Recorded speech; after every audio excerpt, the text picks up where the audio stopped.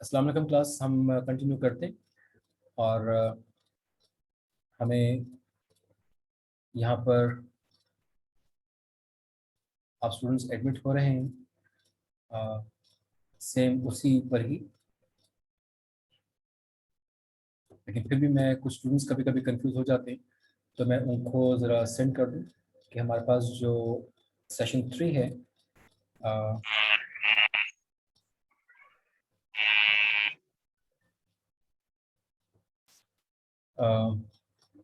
Okay class, just a minute.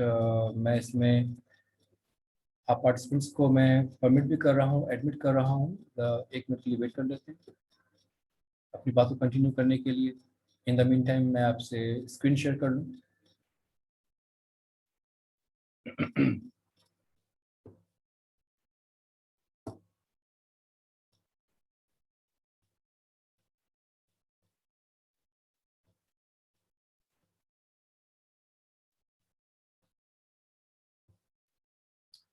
Okay, सो हम यहाँ पे डिस्कस कर रहे थे। सर 1 मिनट का वेट कर लेते हैं। आप के क्लास फेलोज ज्वाइन कर रहे हैं।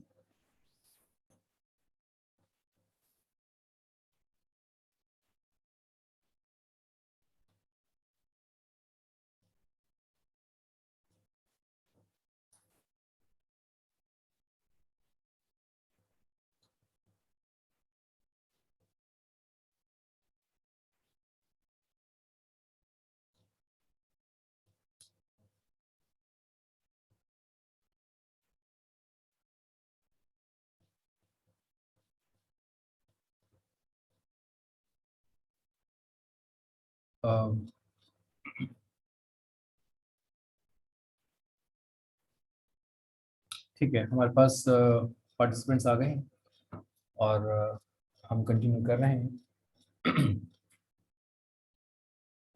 मैं थोड़ा सा और वेट कर रहा हूँ।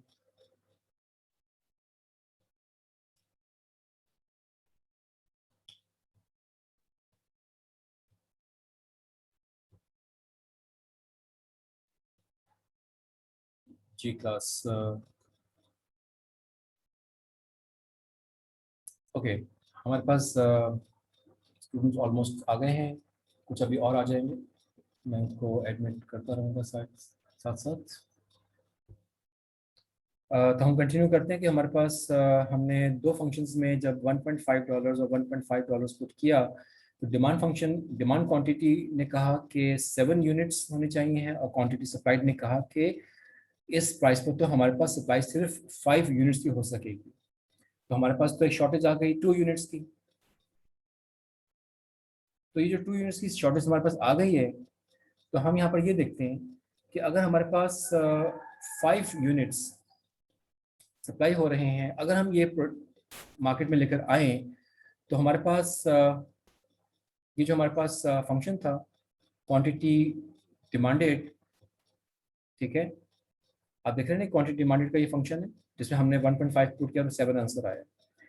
तो अगर हम इस फंक्शन में 5 पुट कर दें, तो हमारे पास आंसर आ रहा है प्राइस, मैक्सिमम प्राइस आ सकती है हमारे पास $2.5। जब आप इसको डिवाइड करेंगे 5 को 2 से, इस फंक्शन को करेंगे, तो हमारे पास आ गया next we solve for this equation for P F to obtain the full economic price 2.50। Thus, consumers pay a full economic price of $2.5 per unit. 1.5 of this price is in money, and 1 represents the non-pecuniary price of the good. तो इसको फिर हम दो टुकड़ों में कह देते हैं कि हमारे पास जो ये प्राइस थी, ये हमारे पास 1.5 थी, लेकिन उस मार्केट के इक्विलिब्रियम को मेंटेन करने के लिए जब हमने इसमें से 5 को पुट किया, तो हमें ये नजर आया कि हमारे पास जो उसको बैलेंस करने के लिए प्राइस पे की जा रही है वो $1.5 तो उसकी प्राइस थी, लेकिन $1 एक्स्ट्रा जो पे किया जा रहा है वो नॉन पिक्यूनरी प्राइस उस गुड की हो जाएगी। तो $2.5 प्राइस सेट करनी पड़ेगी हमें। तो इन कैलकुलेशन से ये नजर आया कि हम इस तरह से ये प्राइस सेट कर सकते हैं, ठीक है। तो ये टॉपिक हमारे पास था।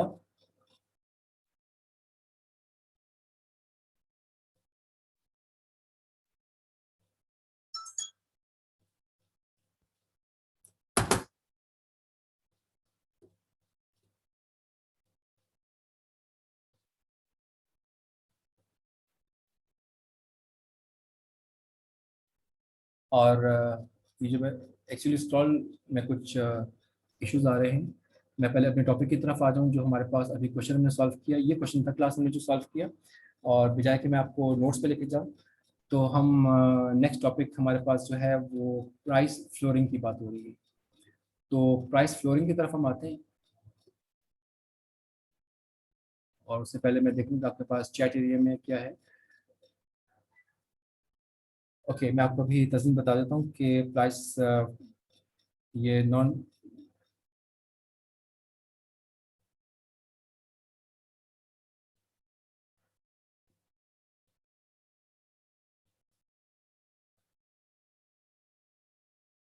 ये हमारे पास प्रोक्योरमेंट प्राइस का मतलब होता है कि वो प्राइस जो हम अपनी सर्विसेज के तौर पर या किसी और चीज़ के तौर पर उस पर से ले लेते हैं। प्रोक्योरमेंट प्राइस जो होती है, ठीक है। तो ये प्राइस प्राइस वो होती है जो हमने उसमें से एक्स्ट्रा शामिल कर ली।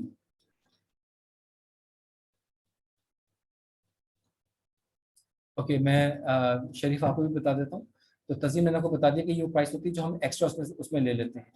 ये हमारी सर्विसेज की प्राइस हो गई या किसी और चीज़ की प्राइस हो गई, लेकिन एक्चुअली हमारे पास थी $1.5, लेकिन हमने $2.5 उस पर चार्ज कर लेंगे, ठीक है। जैसे आपको बताऊं कि समझाने के लिए बता रहा हूँ कि एप्पल है, वो कहते हैं कि हम उससे कहते हैं कि इसकी, ये हमें बहुत महंगे सेलफोन सेल करते हैं। और वो सेल क्यों करता है इतना महंगा?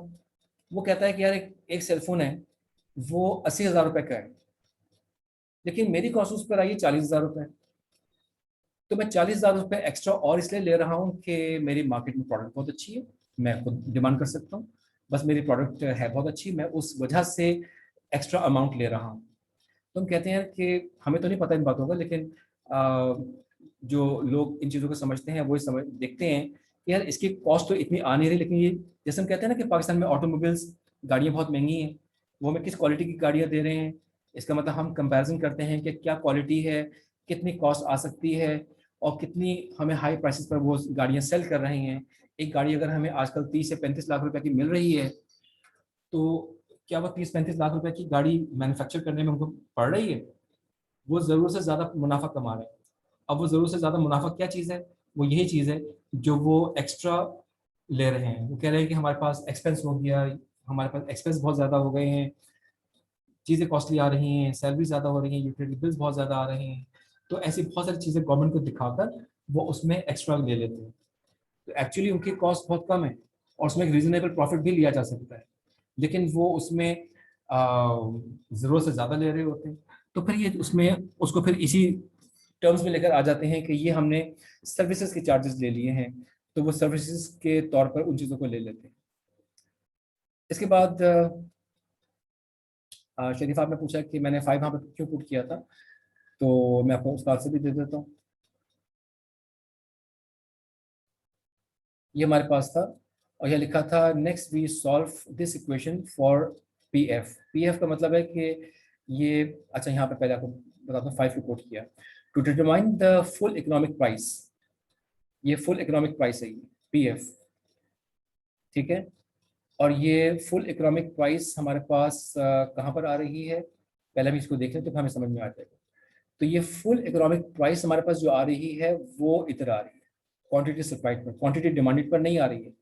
तो क्वांटिटी सप्लाइड पर आ रही है, तो क्वांटिटी सप्लाइड पर हमारी फुल इकोनॉमिक प्राइस आ रही है। ये समझ में आ गया आपको? तो इसलिए आपके पास यहाँ पर ये कहा गया, क्योंकि क्वेश्चन में कहा गया था इसलिए लिखा हुआ है, तो to determine the full economic price, क्योंकि हम फुल इकोनॉमिक प्राइस को फाइंड करना चाह रहे हैं।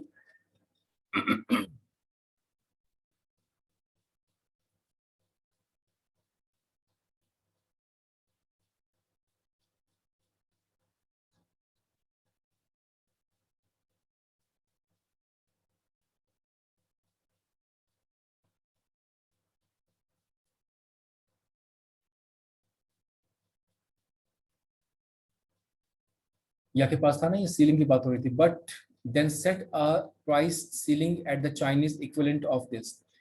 तो जब हम इस पर सेट करेंगे 1.5 पर, तो हमें यहाँ पर क्या नजर आ रहा है कि 1.5 पर हमारे पास जो क्वांटिटी है, क्वांटिटी सप्लाइड,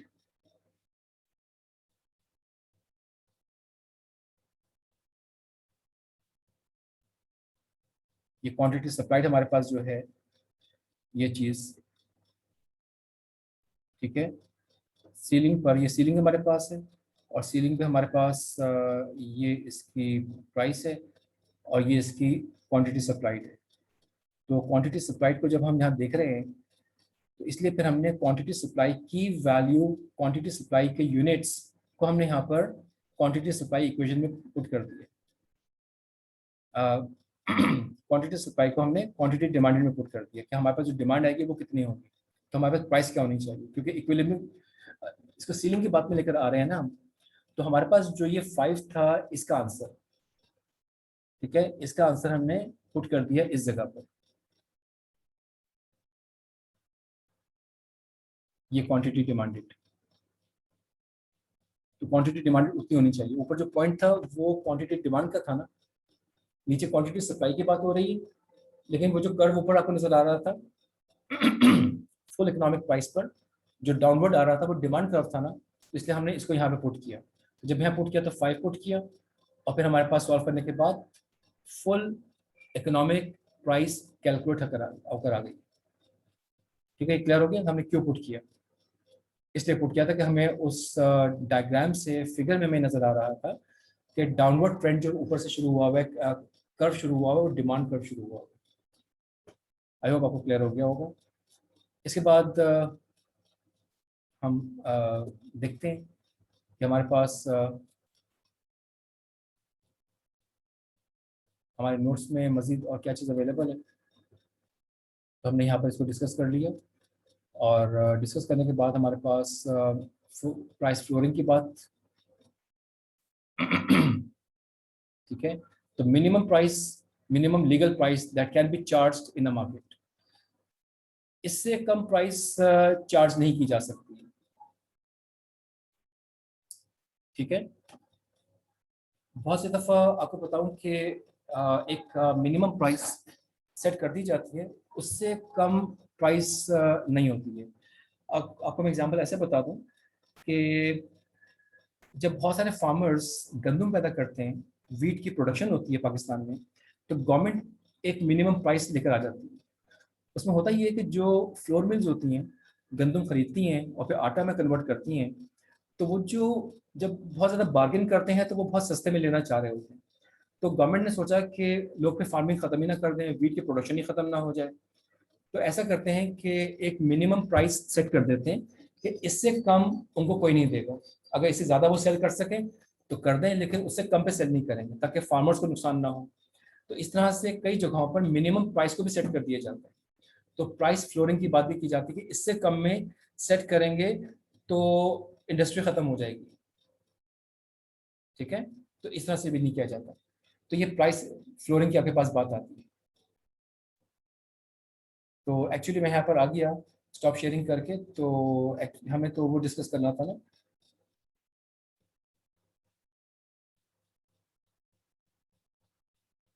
ये प्राइस फ्लोरिंग मैंने आपको बता दिया वर्बली, इसका कॉन्टेक्स्ट क्या है, और यहाँ पे हम इसको देखते हैं, फिर हम इसका न्यूमेरिकल सॉल्व कर लेंगे। तो ये हमारे पास प्राइस फ्लोरिंग की यहाँ पे बात की जा रही है कि कम से कम यहाँ पर हमारे पास ये प्राइस हो सकती है। तो इक्विलिब्रियम से ज़्यादा की प्राइस हमारे पास आ सकती है। तो इसमें हमारे पास ये जो पॉइंट होगा इसको फ्लोर कहा जाएगा, कम से कम, ठीक है। अब इसमें हमारे पास क्वांटिटी डिमांडेड इतनी है, क्वांटिटी सप्लाइड ये है। तो जब ये फ्लोरिंग की जा रही है, फ्लोरिंग का मतलब इससे कम प्राइस नहीं है, तो लोग प्राइस क्योंकि ज़्यादा है तो इसमें कम परचेज करेंगे, उनकी डिमांड कम होगी और सप्लाई ज़्यादा हो रही होगी। लेकिन ये सेट कर दिया कि इस प्राइस से कम होगी ही नहीं, ठीक है। जिसको नहीं खरीदना वो नहीं खरीदेगा। अब यहाँ पर हमारे पास कॉस्ट क्योंकि ज़्यादा आ रही होती है, cost of purchasing excess supply. देखिए होता ये है कि हमारा इक्विलिब्रियम का मतलब ये नहीं कि दोनों को प्रॉफिट होना शुरू हो जाएगा, सप्लायर और डिमांड दोनों, ये तो इसका मतलब ये होता है कि हमारे पास एक प्राइस इक्विलिब्रियम ये चीज़ है कि जहाँ पर हमारे पास डिमांड, ये डिमांड कर्व हमारे पास है और ये हमारे पास सप्लाई कर्व है, कहाँ पे इंटरसेक्ट करते हैं और मार्केट में एक इक्विलिब्रियम प्राइस क्या बन सकती है। लेकिन फिर ये देखा जा रहा है कि कॉस्ट प्राइस तो ज़्यादा आ रही है। आप बात समझ रहे हैं कि कॉस्ट प्राइस तो ज़्यादा आ रही है, तो इक्विलिब्रियम प्राइस पे सेल करने पर तो लोगों को लॉस हो जाएगा। तो फिर गवर्नमेंट एक मिनिमम प्राइस सेट कर देती कि इससे कम पे नहीं करना है। ठीक है, तो सप्लाई और डिमांड को देखते हुए इक्विलिब्रियम पॉइंट एक अलग चीज हो गई। लेकिन उसके बावजूद जैसे यहाँ लिखा हुआ है cost of purchasing excess supply, तो यहाँ पर हमारे पास कुछ एक्सेस सप्लाई की कॉस्ट भी इसमें आ जाती है। तो इन चीज़ों को बियर करने के लिए फिर फ्लोरिंग की जाती है। तो अब हम एग्जाम्पल को देखेंगे तो हमें कॉन्सेप्ट ज़्यादा समझ में आ जाएगा। और बाय द वे आप बाद में क्लास के बाद, क्योंकि क्लास में टाइम इतना लिमिटेड है कि हम इसमें इन चीज़ों को डिटेल में पढ़ नहीं सकते, तो आप इनको अगर रीड कर लेंगे तो आपको ये बात ज़्यादा समझ में आ जाएगी। मुश्किल बिल्कुल नहीं लिखा हुआ, इसीलिए मैंने आपको डेलिबरेटली ऊपर एक पैराग्राफ या 2 पैराग्राफ रीड करके सुनाए थे, ताकि आपको समझ में आ जाए कि ये बिल्कुल भी मुश्किल नहीं लिखा हुआ है और मैं आपको एक्सप्लेन भी कर रहा हूँ। अब हम एग्जाम्पल देखते हैं कि इसमें क्या लिखा हुआ है। ये डेमोन्स्ट्रेशन प्रॉब्लम है 2.6, ये भी उसी से कंसर्न है जो हम पहले पढ़ रहे थे। One of the members of the senate foreign relations committee has studied your analysis of Chinese privatization demonstration problem 2.4, 2-4 and 2-5 जो भी हम पढ़कर आ रहे हैं, इन दोनों को उन्होंने देखा, but is worried that the free market price might be too low। तो उन्होंने कहा कि हमने सीलिंग तो कर दी है, लेकिन ऐसा भी तो हो सकता है कि फ्री मार्केट बहुत ही लो चली जाए, to enable producers to earn a fair rate of return on their investment, तो उनको एक मुनासिब रिटर्न मिल ही ना सके। ठीक है ना, उनको फेयर रेट रिटर्न नहीं मिल सके, उनको इतना मुनासिब, जैसे मैंने आपको फार्मर्स की बात बताई ना, तो गवर्नमेंट कहती है कि फार्मर्स को कम से कम इतनी रुपए मन के हिसाब से गंदम उनसे खरीदो, उससे कम से मत खरीदना, नहीं तो उनको नुकसान हो जाएगा। तो मिनिमम कि उनको बहुत ज़्यादा फायदा भी ना हो, लेकिन ऐसा ना हो कि वो नुकसान हो और फिर वो गंदम की फार्मिंग करना ही छोड़ दें। तो इन चीज़ों को भी देखा जाता है। तो इसके आगे पढ़ते हैं क्या लिखा है क्वेश्चन में हमारे पास। He asks you to explain what happen if the Chinese government privatize the market, वो तो करना ही है उसने, but agree to purchase unsold units of the goods at a floor price of ₹4। तो वो कम से कम $4 पर, रुपीज में गलती से कह गया, $4 पर वो परचेज करें। What do you sell the senator? Assume that the market demand and supply curves in US dollars equivalent prices are still given। तो ये हमारे पास वही इक्वेशंस दोनों दी गई हैं। तो अब हमारे पास $4 पे क्या बात होती है, हम ये देखना चाहते हैं। ठीक है, तो उसको देखते हैं। तो हमारे पास जब हमने क्वांटिटी डिमांडेड $4 पर सॉल्व किया तो हमें 2 आंसर आया, 2 आंसर मिला। और क्वांटिटी सप्लाइड को जब हमने $4 से कैलकुलेट किया तो हमें 10 मिला। इसका मतलब हमें एक डिफरेंस नजर आ रहा है 10 यूनिट्स का। क्वांटिटी सप्लाई हो रही है 10 और क्वांटिटी डिमांड है 2। आपको याद है ना, मैं ऊपर स्क्रॉल नहीं कर रहा, कि आपके पास वो जो ब्लू कलर का ऊपर आपको इक्विलिब्रियम से ट्रायंगल से बनता नजर आ रहा था, तो हमारे पास डिमांड 2 थी और सप्लाई उस वक्त 10 थी। ठीक है, आपको मैं दिखाता हूँ। ये हमारे पास जो क्वांटिटी डिमांड है वो 2 है और ये सप्लाई कर्व पर क्वांटिटी सप्लाइड जो है वो 10 है, तो ये 8 का डिफरेंस है। ठीक है, ये 8 का डिफरेंस आ रहा है और इसका मतलब तकरीबन 4 हमारे पास ये है, 4 ये है, तो हमारे पास 2 + 4 6 होना चाहिए था यहाँ पर, लेकिन ये 2 से लेकर 8 10 तक रेंज कर रही है, तो दरम्यान में आपके पास 8 यूनिट्स का डिफरेंस आ रहा है, ये हमारे पास सरप्लस आ रहा है। ठीक है, ये मतलब ये ज़्यादा हो रहा है, ये इससे प्राइस ज़्यादा जा रही है, प्राइस यहाँ पे होनी चाहिए थी, लेकिन उन कॉस्ट्स की वजह से इस प्राइस को मजबूरन बढ़ाना पड़ रहा है। तो अब वो यहाँ पर ये कहते हैं कि हमने ये कैलकुलेट कर लिया कि हमारे पास ये रेंज आ गई। अब मैं इसको पढ़ूंगा ताकि आपको बेहतर समझ में आ जाए। Thus there is a surplus of 10 minus 2 is equal to 8 units. मैंने आपको भी बता दिया. Consumers pay a higher price $4 and producers have unsold inventories of 8 units. तो कंज्यूमर को $4 पर पे करना पड़ेगा और इन्वेंट्री में 8 यूनिट्स ज्यादा मौजूद हैं सप्लायर्स के पास, क्योंकि डिमांड तो 2 की है. ठीक है. However, the Chinese government must purchase the amount consumers are willing to purchase at the price of $4. Thus, the cost of the Chinese government of buying the surplus of 8 units is $4 into 8 is equal to 32. तो $4 और 8 unit, 8 4 $32 पर वो खरीद लेंगे. अब actually हो ये रहा है, आपको बताऊं कि कई दफ़ा ऐसा होता है कि जैसे आपको मैंने गंदम का बताया था, वीट, तो डिमांड 2 की यहाँ पर है. ठीक है, डिमांड 2 है और सप्लाई है 10 की. अब ये सप्लाई तो आ चुकी है. अब होता ये है कि जो कंज्यूमर है वो परचेज नहीं कर रहा है, उसको तो हायर प्राइस नजर आ रही है, वो परचेज करना छोड़ देता है. तो गवर्नमेंट कहती है इसको मैं परचेज कर लेती हूँ. तो गवर्नमेंट ने जब परचेज कर ली, तो गवर्नमेंट किस प्राइस से परचेज कर रहे हैं, वो तमाम एक्सपेंसेस निकाल कर वो कहते हैं कि हमने परचेज कर लिया है $32 का. 8 यूनिट्स जो एक्सेस थे, ये 2 यूनिट्स तो वो लोग खरीद लेंगे ना, लेकिन जो 8 यूनिट्स हैं इसको उन्होंने परचेज कर लिया इतनी प्राइस पर. मतलब प्राइस तो एक ही फ्लैट आ रही है, $4. ये जब भी प्राइस फिक्स कर दी तो डिमांड कम हो गई है.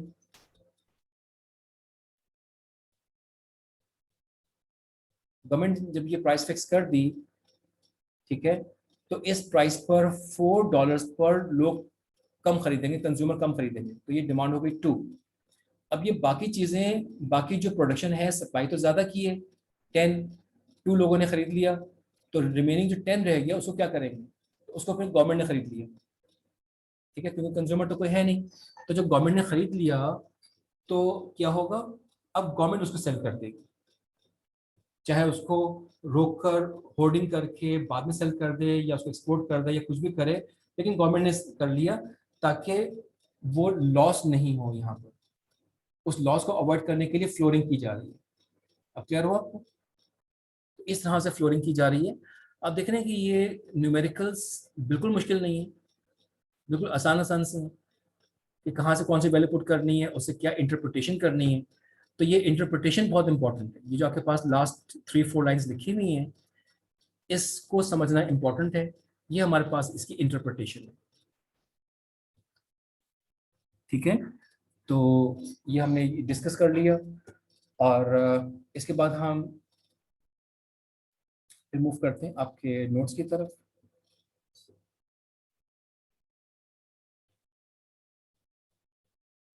इसके बाद आपके पास है comparative statics. Comparative statistics, the study of the movement from one equilibrium to another is known as comparative static analysis.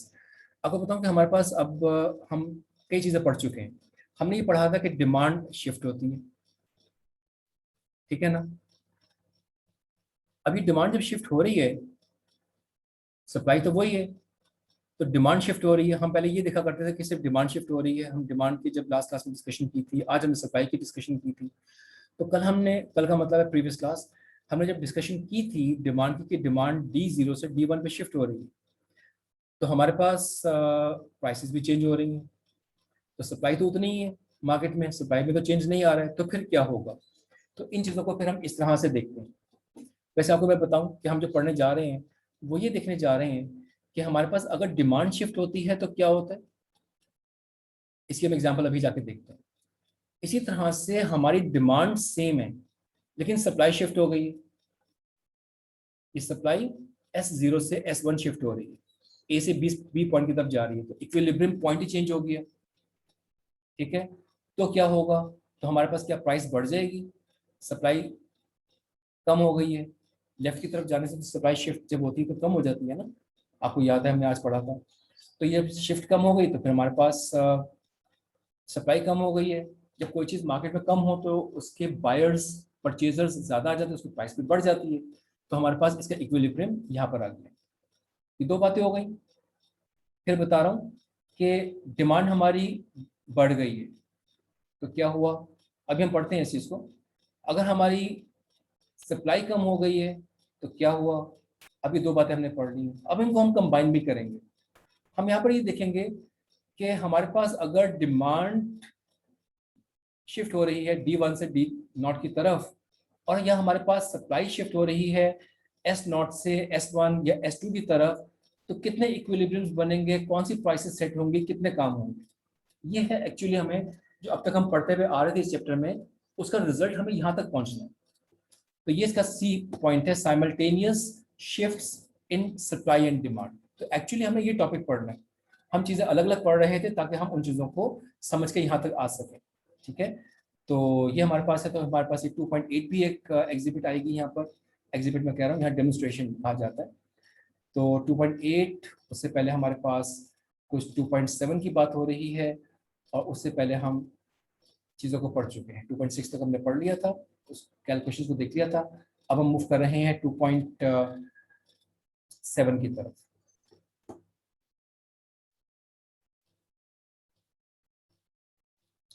ठीक है,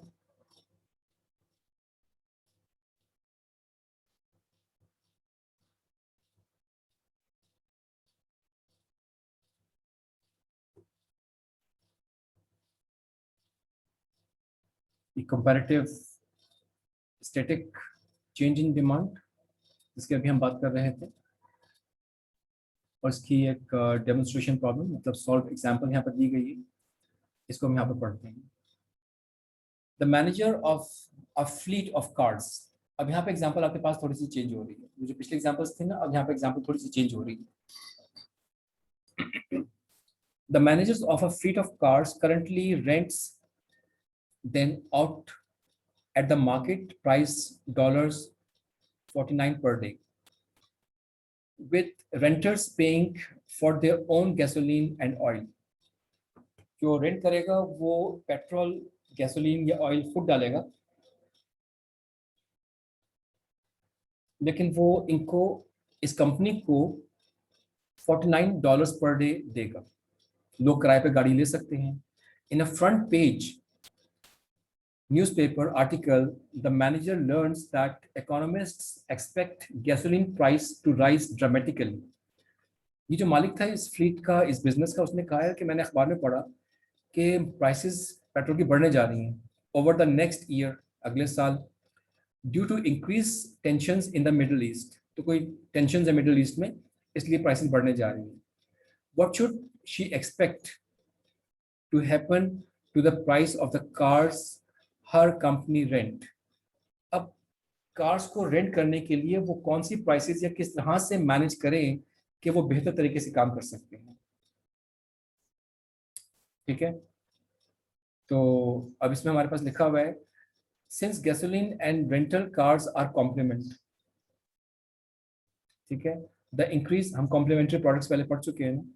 the increase in gasoline price will decrease the demand in rental cars. अगर petrol या हम आपको बताऊं कि हम तो पाकिस्तान में कहते हैं ना कि पेट्रोल है, हम गाड़ी में पेट्रोल डालते हैं, या हम सीएनजी गैस को गैस कह देते हैं, या एलपीजी गैस को भी गैस कह देते हैं। तो सीएनजी गैस को हम गैस कहते हैं। अब बाहर के मुल्कों में आपने सुना होगा कि लोग कहते हैं कि हम अपने गाड़ी में गैस फिल करवाने जा रहे हैं, या हमने गैस फिल करवाई। अब वो एक्चुअली गैस कहते हैं गैसोलीन का शॉर्ट, पेट्रोल को गैसोलीन कहा जाता है। तो गैसोलीन का शॉर्ट है गैस। तो जब वो कहते हैं गैस फॉरेन कंट्रीज में, अमेरिका या कनाडा या ऐसी जगहों पर, उसका मतलब होता है वो पेट्रोल ले रहे हैं। हम जब अपनी कंट्री में गैस की बात करते हैं तो हम कहते हैं इसका मतलब है सीएनजी। ठीक है, कॉम्पैक्ट नेचुरल गैस, हम इसकी बात करते हैं। तो गैस वहां कहना पेट्रोल, और यहाँ पे कहना सीएनजी। तो ये दोनों बातों में थोड़ा सा फर्क आ जाता है। तो अब हम यहाँ पर ये देखते हैं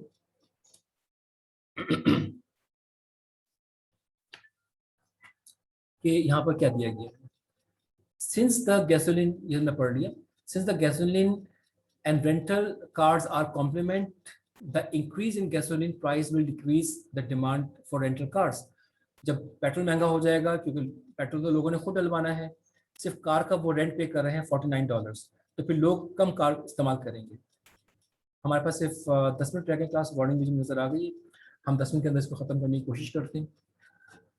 ठीक है, to see the impact on the market price, the quantity of rental cars, let D1 in figure 2.13 represents the rental demand for rental cars, so that the initial equilibrium is at point B. मैं scroll करके भी आपको दिखा दूं, पहले आप ये समझ लीजिए। Is at point B, the increase in the price of gasoline will shift the demand curve for the rental cars to the left to D0. तो D1 पहले थी, तो D0 की तरफ वो शिफ्ट हो जाएगी, resulting to in a new equilibrium at point A. पुराना equilibrium था B, नया equilibrium आ गया है हमारे पास A. Thus she should expect the price of rental car to fall. तो जो मैनेजर है, जो भी है, उसने ये देखा कि हमारे पास रेंटल कार की प्राइस जो हम रेंट के लिए $49 ले रहे हैं वो कम करनी पड़ेगी, वो गिर जाएगी। ठीक है, तो यहाँ पर हमारे पास अभी जो बात हो रही थी फिगर 2-13, इसको हम देख लेते हैं कि ये फिगर 2-13 में आपके पास किस तरह से डिमांड D1 से D0 की तरफ आ गई। तो D0 से D1 की तरफ है, तो हमारे पास ये डिमांड कम हो गई। ठीक है, तो हमारे पास पहला इक्विलिब्रियम पॉइंट था $49, अब हमारे पास है $45। अब प्लस जो उसके पास फ्लीट है, मतलब बहुत सारी गाड़ियां हैं, अब वो कम कैसे हो जाएंगी गाड़ियां, सप्लाई कम हो जाएगी ना, या हमें सप्लाई कम नजर आ रही है। देखिए इसकी एग्जांपल ये होती है कि जब वो उनके पास फ्लीट होती है ना गाड़ियों की, मतलब फ्लीट का मतलब है बहुत सारी गाड़ियां, ग्रुप ऑफ कार्स, तो ये जरूरी नहीं होता कि उनके पास 5-10 गाड़ियां हैं तो तमाम की तमाम गाड़ियां उनकी अपनी हो। जैसे उबर, उनके पास तमाम गाड़ियां अपनी नहीं है, बहुत से लोग अपनी गाड़ियां वहां पर लगा देते हैं, खुद भी कमाते हैं और उबर कंपनी भी कमाती है। तो इसी तरह से समझ लीजिए कि अगर यहाँ पर ये बात हो रही है तो क्या होगा, लोग फिर इस्तेमाल करना कम कर देंगे, तो गाड़ियों की सप्लाई मार्केट में कम हो जाएगी। ठीक है, तो $45 पर ये सप्लाई 100 गाड़ियों की रह जाएगी। पहले यहाँ पर ये सप्लाई थी 104 कार्स की, तो 104 कार्स की सप्लाई से 100 कार्स की सप्लाई, मतलब सप्लाई कम हो गई। बात क्लियर हो गई? तो इस तरह से कार्स की सप्लाई भी कम हुई और फिर जो अर्निंग है वो भी कम हो गई। तो पेट्रोल की वजह से ये फर्क भी पड़ा, तो गैसोलीन मतलब पेट्रोल महंगा होने से ये फर्क वहां पे नजर आना शुरू हुआ। राइट क्लास, आई होप आपको समझ में आ रहा होगा कि हमने इनको कैसे ज्वाइन कर दिया। अब हम इसके बाद देखते हैं कि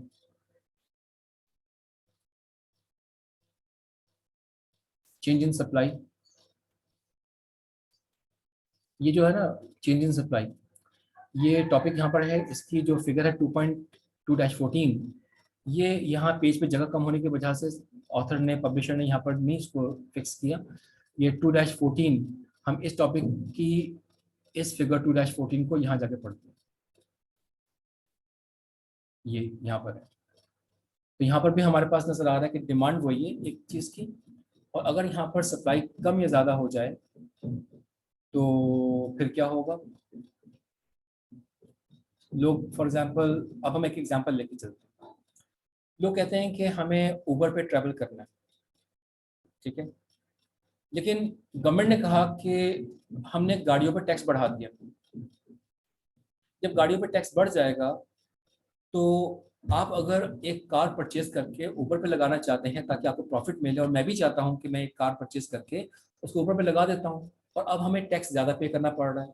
तुम कह रहे हैं कि यार छोड़ो, टैक्स ज़्यादा पे करना पड़ रहा है, किसी और बिजनेस में इन्वेस्टमेंट कर देते हैं, इस पर छोड़ देते हैं। तो जब अब आप और मैं चले, मैं नहीं गया, मैं किसी और बिजनेस में चला गया, तो और आप चले गए, तो इसका मतलब मैं और आप दो सप्लाईज के बजाय एक सप्लाई रह गई। तो हमारे पास ये ए पॉइंट के बजाय ये कम सप्लाई रह गई।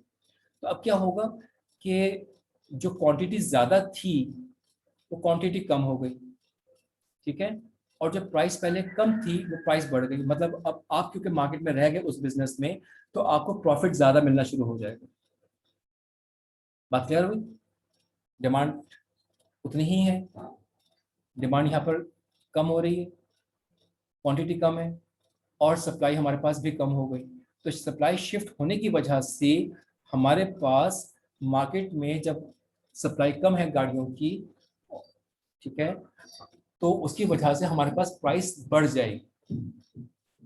इस तरह से हमारे पास प्राइस कभी प्राइस चेंज हुई सप्लाई शिफ्ट होने की वजह से। बात क्लियर हो गई? अब हमारे पास डिमांड की बात हमने स्टडी कर ली, अब हम साइमल्टेनियस शिफ्ट, ठीक है, अलग अलग पढ़ लिया, अब हम simultaneous shift in supply and demand को देखते हैं। और ये फिगर हमारे पास है इसके बाद यहाँ पर। अब जब हम यहाँ पर देखते हैं तो हमें कई तरह की बातें नजर आती हैं। अब हमें थोड़ा गौर से देखना पड़ेगा, ये ए बी सी की बात हो रही है। ए का मतलब पहले हमारे पास एस नॉट ये सप्लाई थी और डी नॉट ये हमारे पास डिमांड थी, तो हमारे पास प्राइस ये थी, ठीक है।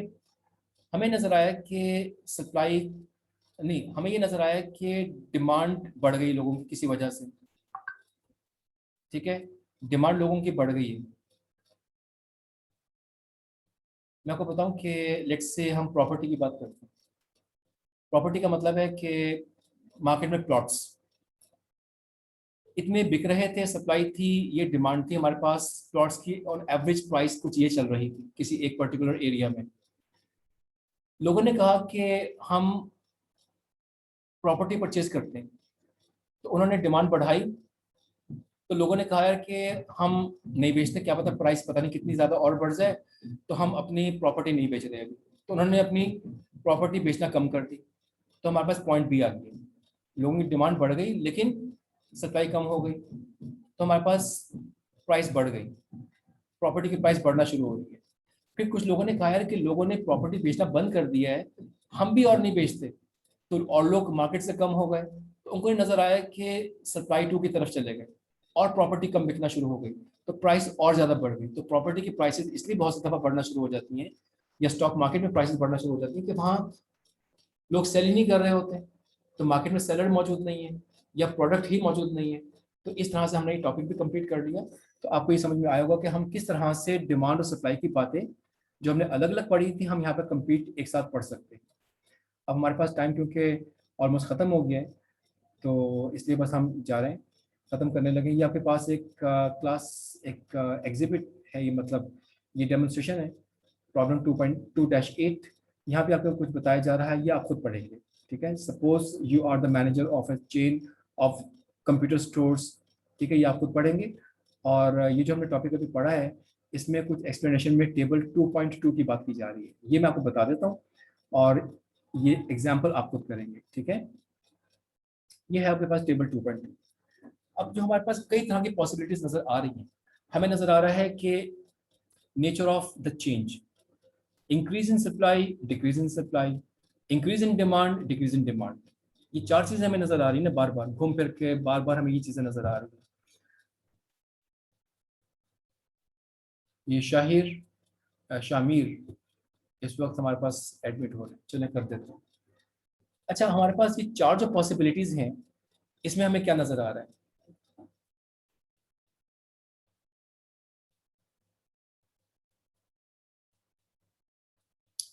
अगर हमारे पास सप्लाई इंक्रीज होती है और डिमांड भी इंक्रीज होती है, तो प्राइस पता नहीं क्या हो जाएगी और क्वांटिटी इंक्रीज हो जाएगी। मतलब डिमांड इंक्रीज हो रही है ना, हम यहाँ पर प्राइस और क्वांटिटी के रिस्पेक्ट बात करते चले जा रहे हैं, ठीक है। आप देख रहे हैं प्राइस क्वांटिटी हर जगह ये बात की जा रही है। अगर सप्लाई इंक्रीज हो रही है और डिमांड इंक्रीज हो रही है, तो क्या होगा? प्राइस पता नहीं क्या हो जाएगी, एम्बिगुअस प्राइस हो जाएगी, पता नहीं क्या हो जाएगी, लेकिन हमारे पास क्वांटिटी इंक्रीज हो जाएगी, ठीक है। अगर सप्लाई डिक्रीज हो रही है और डिमांड इंक्रीज हो रही है, सप्लाई कम है, डिमांड ज़्यादा है, लोग ज़्यादा चाह रहे हैं उस प्रोडक्ट को, तो उसकी प्राइस बढ़ जाएगी, क्वांटिटी पता नहीं किधर जाएगी, मतलब कहाँ पर आकर रुकेगी, इसका मतलब ये है कि कहाँ पर आकर रुकेगी पता नहीं। इसके बाद अगर सप्लाई इंक्रीज हो रही है और डिमांड डिक्रीज हो रही है, तो क्या होगा? प्राइस कम हो जाएगी, क्वांटिटी पता नहीं कहाँ पर आकर रुकेगी। और इसी तरह से हमारे पास अगर सप्लाई डिक्रीज हो गई है और डिमांड भी डिक्रीज हो गई है, सप्लाई भी कम, डिमांड भी कम, तो प्राइस तो पता नहीं कहाँ का रुकेगी, हमारी क्वांटिटी भी